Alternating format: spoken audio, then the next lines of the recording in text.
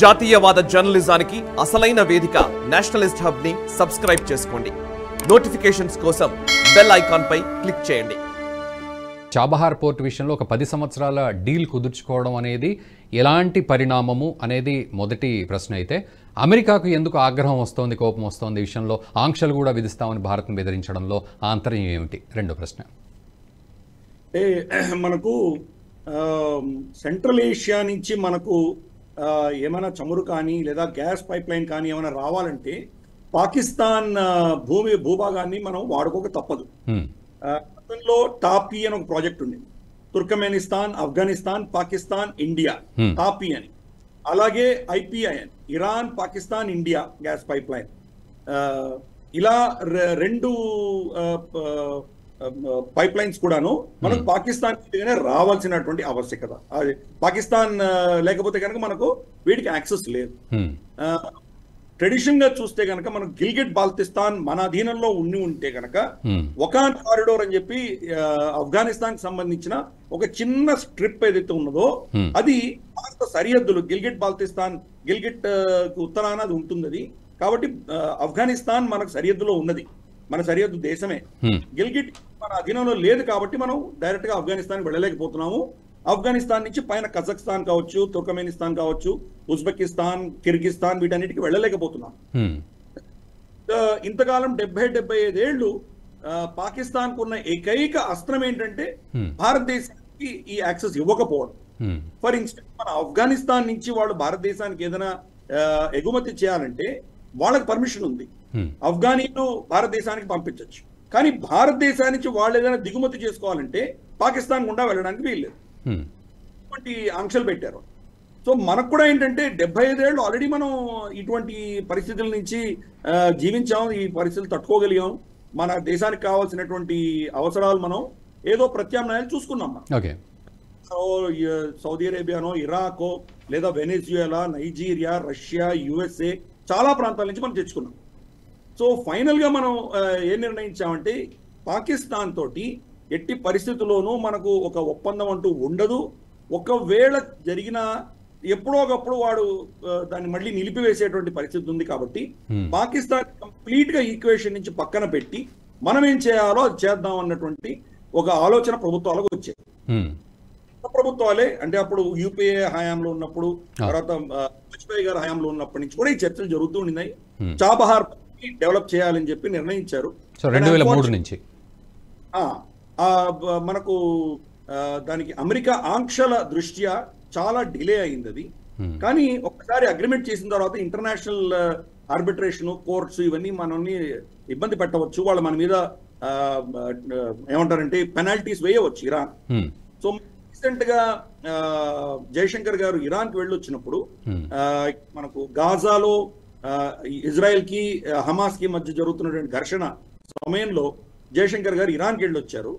Iran కి వెళ్ళినప్పుడు ఆ చర్చల్లో వాళ్ళు చాలా కరాఖండిగా చెప్పారు, మీరు చాబహార్ మీద సీరియస్ గా ఉన్నారా లేదా, మీరు సీరియస్ గా లేరంటే కనుక మేము వేరే ప్రత్యామ్నాయాలు చూసుకుంటామని వాళ్ళు చెప్పడంతో ప్రత్యామ్నాయం ఏంటి, చైనాకు హస్తగతం చేయాల్సి వస్తుంది. ఎందుకంటే చైనా ఆల్రెడీ మనకు గ్వాదర్ లో ఉన్నది. గ్వాదర్ చాబహార్ చాలా దగ్గర, రమారమి ఒక 50-60 కిలోమీటర్ల దూరంలోనే చాబహార్ ఉన్నది, పెద్ద దూరం లేదు. కాబట్టి అది మనకు స్ట్రాటజీగా చాలా దెబ్బ తగిలేటువంటి ప్రమాదం ఉండదు. ఒకటి ఆఫ్ఘనిస్తాన్ సెంట్రల్ ఏషియా యాక్సెస్ ఒకటి. రెండవది ఇంటర్నేషనల్ నార్త్ సౌత్ కారిడోర్ అని చెప్పేసి భారతదేశానికి రష్యాకి ఒక కారిడోర్ ఉన్నది. మనం కాండా పోర్ట్ నుంచి కానీ, ముంబై పోర్ట్ నుంచి కానీ, చాబహార్ కానీ, లేదా బందర్ అబ్బాస్ కానీ, ఈ రెండిట్లో మన సామాన్ ఎగుమతో దిగుమతో చేసుకున్నామంటే అక్కడి నుంచి ట్రైన్ గుండా ఇరాన్ అజర్బైజాన్ బార్డర్ కు వెళ్ళి షిప్పుల్లో కాస్పియన్ సీలో కావచ్చు, లేదా ట్రైన్ గుండా అజర్బైజాన్ గుండా వోల్గో గార్డ్ రష్యాలో ఉన్నటువంటి వెళ్ళి అటు నుంచి మాస్కో నుంచి స్టాలిన్గ్రాడ్ దాకా వెళ్ళవచ్చు. ఈ యొక్క కారిడోర్ మనకు యూరోప్ అంతా చుట్టి వచ్చి మెడిటరేనియన్ సీ గుండా వచ్చి మనకు సూయజ్ కెనాల్ నుంచి ఇటు భారతదేశానికి రావాలంటే కనుక ఎంత సమయం పడుతుందో దాంట్లో రమారమి 30-35% త్వరితగతిన మనం వెళ్ళొచ్చు. ఖర్చు కూడా చాలా తక్కువ.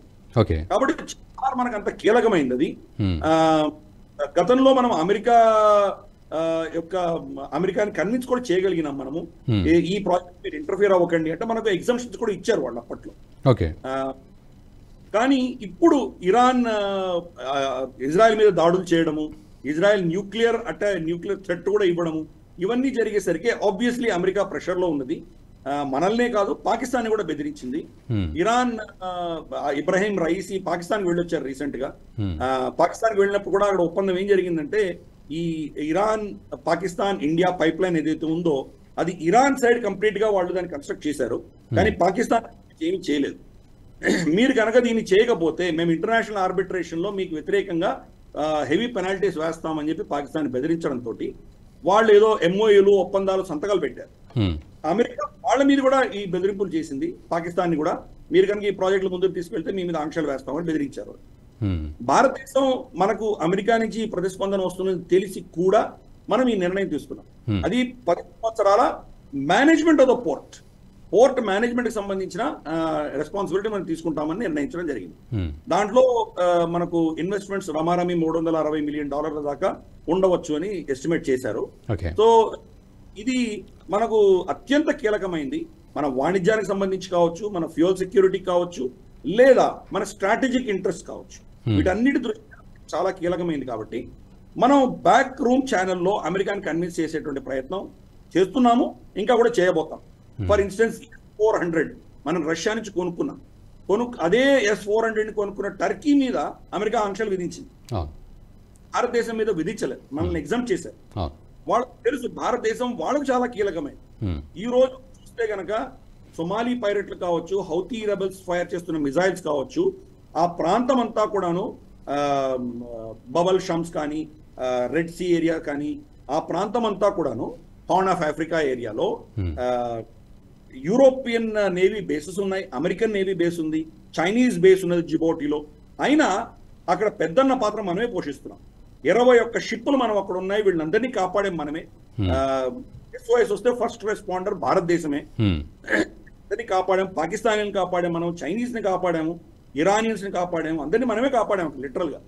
కాబట్టి భారతదేశాన్ని విస్మరించి వెస్టర్న్ దేశాలు ఇండియన్ ఓషన్ ఈ ప్రాంతంలో వాళ్ళు ఏమి చేయలేరు, వాళ్ళకి అంత శక్తి లేదు. బట్ మామిడిగిరిధర్ గారు, స్పెసిఫిక్ గా ఈ చాబహార్ పోర్ట్ అనేది మనం అనుకున్నట్లుగా 2003 నుంచి ఈ కథ మొదలైంది, నడుస్తోంది. మరి ఇప్పుడు ఎందుకు అమెరికా ఈ శాంక్షన్స్ విధిస్తాను, ఆంక్షలు విధిస్తానని ఆగ్రహం చెందడం ఎందుకు స్పెసిఫిక్ గా? స్పెసిఫిక్ ఏం లేదు, అది వాళ్ళ స్టాండర్డ్ పాలసీ. అది ఇరాన్ తో ఎవరు వాణిజ్యం చేసినా వాళ్ళ మీద ఆంక్షలు విధిస్తామన్నటువంటి బెదిరింపులు వాళ్ళు చాలా రోజులుగా ఉన్నాయి. అవి ఇరాన్ కూడా మనల్ని వాళ్ళు ఒత్తిడి తెస్తున్నారు.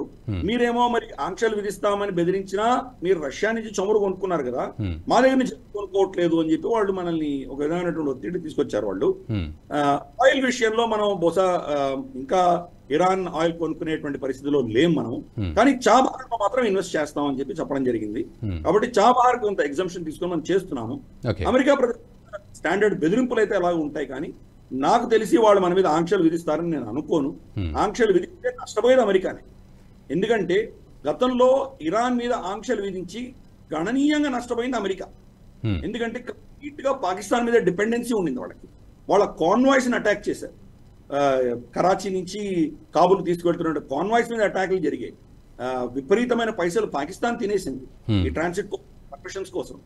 ప్లస్ ఈ ఇంటెలిజెన్స్ అంతా కూడాను తాలిబాన్ కి ఇతరత్ర ఈ తంజీములకి అందరికి ఇవ్వడము, అమెరికా ఒక విధమైనటువంటి పాకిస్తాన్ కబంధ హస్తాలు ఇరుక్కుపోయినటువంటి పరిస్థితి.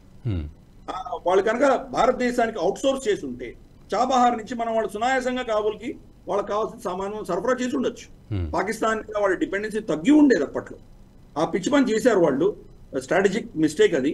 కానీ వాళ్ళ ఆలోచన దృక్పథం ఎలా ఉంటుందంటే, వాళ్ళు సున్నీ ప్రపంచానికి వాళ్ళు సెక్యూరిటీ ప్రొవైడ్ చేస్తున్నారు. మనకు యుఏఈ కావచ్చు, లేదా మనకు సౌదీ అరేబియా కావచ్చు, కువైత్ కావచ్చు, ఖతార్ కావచ్చు, ఈ సున్నీ ప్రపంచానికి వాళ్ళు ప్రొవైడ్ చేస్తున్నారు. కాబట్టి వాళ్లకు ఏదో శత్రువుని చూపించాలి కాబట్టి ఇరాన్ని చూపించారు వాళ్ళు. ఏదైతే షియా ఇరాన్ ఉన్నదో ఇది మీకు శత్రువు అని చెప్పి వాళ్ళ మీద ఆంక్షలు విధించడము, వాళ్ళకి వ్యతిరేకంగా వీళ్ళు యాక్షన్స్ తీసుకోవడం, ఇవన్నీ అమెరికా గతంలో చేస్తూ వచ్చింది.